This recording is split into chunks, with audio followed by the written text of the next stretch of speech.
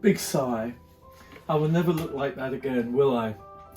Me at 20 something, which is, gosh, how many years ago?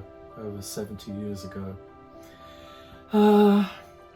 Silly, foolish lad, the Peter Pan of his time, thought everything was going to be wonderful, thought life was just going to be full of golden afternoons.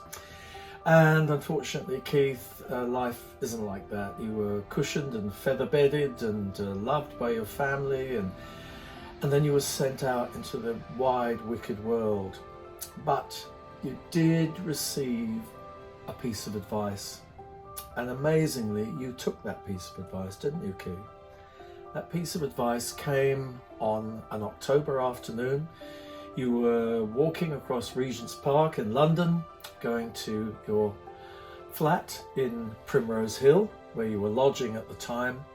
And the day before, you had had your first hash cookie, because your boyfriend at the time was greatly into hash and quite a few other things, and you had never had any drugs before. And on that October afternoon, that Monday afternoon, the hash cookie kicked in, and it was wonderful. The whole world glowed, the park shone. I felt not one iota of anxiety or worry about life. And at that moment I thought, I'm never ever going to take drugs again.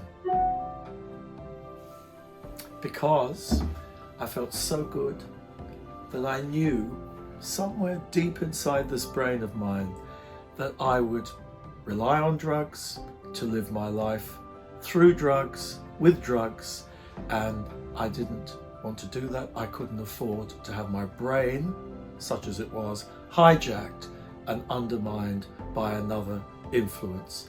And from that day onwards, I have never taken any drugs. I hardly take any pills of any kind. And I would say it has stabilized me.